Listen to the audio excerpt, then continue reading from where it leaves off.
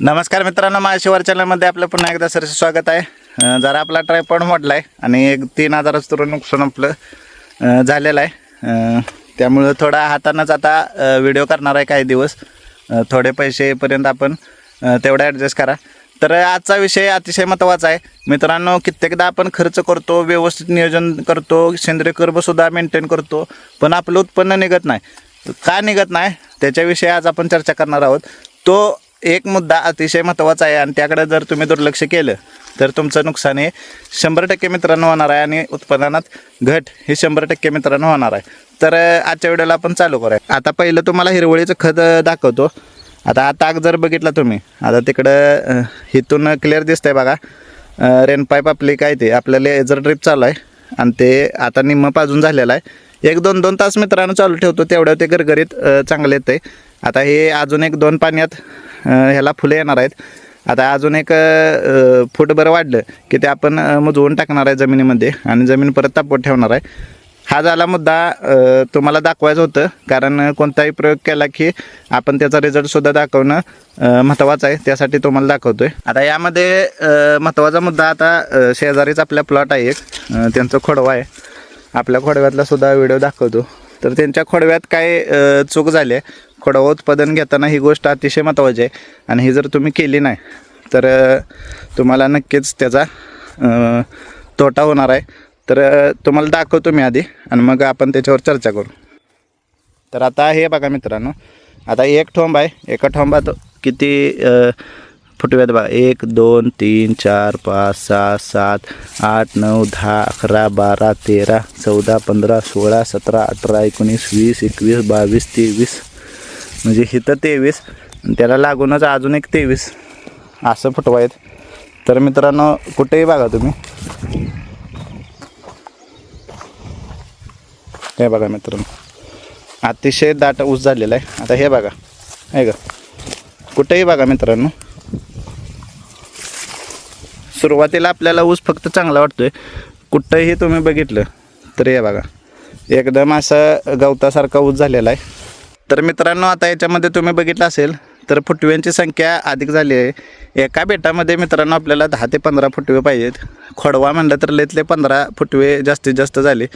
तर असं का, तर याच्यामध्ये पहिला याचा दुष्परिणाम होतो की खोडव्याला आपण कितीही अन्न टाकलं तरी त्याचं खायचं प्रमाण जास्त किंवा फुटवे जास्त असल्यामुळे काय होतं आहे, त्याच्यामध्ये अन्नद्रव्यांची कमतरता भासते आणि त्याची वाढ कमकुवत होते। जे कुपोषित बाल आपलं असतं तशा कुपोषित ऊसाचं हे लक्षण हेच आहे की फुटवा अधिक होणे। आता फुटवा जास्त झाल्यामुळे दुसरा तोटा काय होतो आहे तर तुम्हाला याच्यामध्ये दाखवतो मी। आता इथं बघा, आता हे बघा, हे आता तुम्ही जर बघितलं तर आता काय झाले, बारीक कोंब राहिलेले आहेत सगळे। हे बघा, कुठेही बघितलं तुम्ही तर एकदम बारीक कोंब राहिलेला आहेत।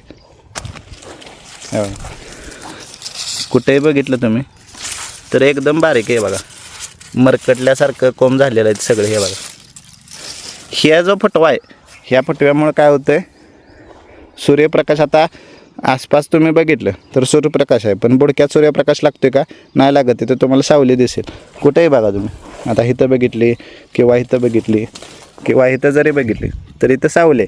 त्यामुळे काय होतं मित्रांनो, सूर्यप्रकाश पुरेसा त्याला मिळत नाही, त्यामुळं जमिनीत त्याला अन्नद्रव्य, पानामध्ये अन्नद्रव्य कमी तयार होते, त्यामुळे पानं तुमचे अरुंद राहणार आणि असे बारीक बारीक एकदम गवताच्या ठोंब्यासारखी आपली बेट ऊसाची होणार आणि परिणामी आपलं उत्पादन कमी होणार आहे। कुठेही बघा मित्रांनो, हे एवढा फुटवा नको आहे मित्रांनो। आता तिसरं कारण काय आहे मित्रांनो, तर याचा तिसरा परिणाम असा होतो आहे की ज्यावेळी आपण संख्या नियोजन करत नाही किंवा अजून जरी संख्या नियोजन केलं किंवा संख्या नियोजन नाही केलं, आता हे होतो पालाकुट्टी मारली आणि बगला मारल्यात, त्याच्यानंतर मग पाट पाणी दिलं असेल, ठिबकमधून लागवड सोडली असेल, लागवडी ह्या गोष्टी केल्यामुळे काय झाले, त्याच्यामध्ये फुटवा अधिक झाला आहे। आता हा फुटवा का झाला हे तुम्हाला मी सांगतो। ऊन प्रचंड आहे मित्रांनो, तर हा फुटवा होण्याला कारण पहिलं की आता एकतर खोडवा झालं की आपलं मार्च एप्रिलला उन्हाळा चालू होतो आणि आधीच उष्णतेमुळे फुटवा जास्त होतो। त्याच्यात आपण नत्रयुक्त खते जास्त टाकतो, युरिया असेल किंवा अमोनियम सल्फेट असेल, याचा अतिवापर केल्यामुळे काय होतं आहे, फुटव्यावर फुटवे येत राहतात, त्याच्यामुळे काय होतं आहे, हे फुटव्याचं प्रमाण जास्त होतं आहे। दुसरी गोष्ट मित्रांनो, आपण योग्य वेळी त्याला भर लावत नाही, त्यामुळे काय होते फुटवे निघत राहतात. आता जमीन उघड्या असत्या, जमीन उष्णता आपण किती जरी पाणी उन्हाळ्यात दिलं तर ते पाणी आपल्याला कमी पडतं आणि त्यामुळे काय होते जमिनीत उष्णता प्रचंड असल्यामुळे फुटवे निघत राहतात, फुटवे थांबत नाहीत. त्यामुळे ऊसाची वाढसुद्धा खुंटते. ते जवळजवळ सुरुवातीला ऑक्टोबर एंडलाच हा ऊस तुटलेला आहे किंवा नोव्हेंबरच्या सुरुवातीला नोव्हेंबर 15पर्यंत तुटलेला आहे. अजून ऊसाची वाढ झाली का बघा, आता तुमच्यासमोर पुरावा आहे ऊसाची वाढ अजिबात झालेली नाही. तर त्याला कारण मित्रांनो हेच आहे की आपण संख्या नियोजन व्यवस्थित करत नाही आणि संख्या नियोजन करताना आपण ह्या चुका मोठ्या प्रमाणात करतो. तर याच्यामध्ये संख्या नियोजन कसं करायचं हे मी तुम्हाला सांगतो. तर त्याच्यामध्ये पहिली गोष्ट प्रामुख्याने की नत्रयुक्त खतांचा वापर कमी करा. उन्हाळ्यामध्ये किंवा सुरूची लागवड जरी असली आपली तरी सुद्धा नत्रयुक्त खतांचा वापर कमी केला पाहिजे. दुसरी गोष्ट आहे की योग्य वेळी भर लावली पाहिजे, जेणेकरून जे तुमचे मागून येणारे फुटवे आहेत ते निघणार नाहीत. भर लावल्यामुळे काय होतं मातीनं झाकाळले जातात आणि संख्या नियोजन करणं सोपं पडतं.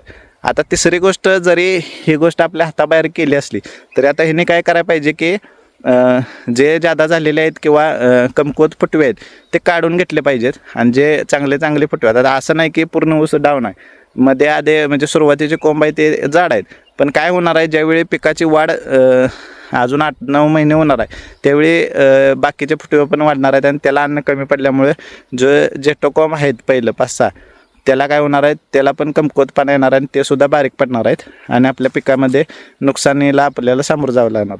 तर ह्याच्यामध्ये हेच करायचं आहे की आता जरी कमकुवत फुटवे काढायचे आणि लगेच जे सुरुवातीला 15-15 असेल किंवा या खतांचा वापर करून आहे ते कोंब कसे जाड होतील आणि वाढ चांगली होईल त्याची, ह्या पद्धतीनंच खताचं नियोजन करायचं आहे.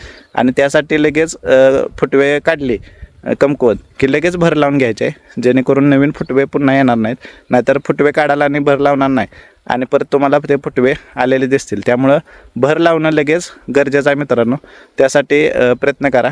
मित्रांनो आपण काय करतो याच्याऐवजी चुका करत राहतो की फुटवे जास्त झाले तर मग अधिक लागवड टाका, पण मित्रांनो त्याच्यात सुधारणा होत नाही. कारण उष्णतेमुळे आधीच पिकाला अन्न किंवा पाणी कमी पडत असते, त्यामुळं पाण्याचा ताण येतो, उन्हाचा जास्त ताण येतो, त्यामुळे आधीच पिकं आपली उन्हाळ्यामध्ये कमकुवत असतात आणि त्याच्यामध्ये जास्त लागवडी टाकून त्या लागवडी पण वाया जातात आणि जास्त फुटवा झाल्यामुळं त्याला अन्न पण कमी पडतं. त्यामुळे या भ्रमात राहू नका की जास्त फुटवे झाले की जास्त लागवड टाकायची. तर संख्या नियोजन करणे हेच एकमेव त्याला पर्याय आहे आणि व्यवस्थित ज्याला संख्या नियोजन जमतं, कोणत्याही पिकामध्ये फुटव्याचं नियोजन जमतं त्याचंच उत्पादन चांगल्या पद्धतीने निघतं. मलासुद्धा हा वैयक्तिक अनुभव माझ्या पिकामध्ये अडसाली आत्ता जे गेले त्याच्यामध्ये माझं जवळजवळ 10 ते 20 टनाचं नुकसान झालं. का तर फुटवे जास्त झाले आणि सगळेच ऊस बारीक राहिले, त्यामुळं एकरी 1.5 टनापर्यंत ॲव्हरेज आपलं घसारलं, जे 2 टनापर्यंत निघायला पाहिजे होतं. त्यामुळे 10 ते 20 टनाचा आपल्याला फटका बसलेला आहे. तर अशा पद्धतीने मित्रांनो मी जिवंत उदाहरण तुमच्यासमोर ठेवतो आहे, असं नाही की मनाचं काहीतरी सांगतो आहे.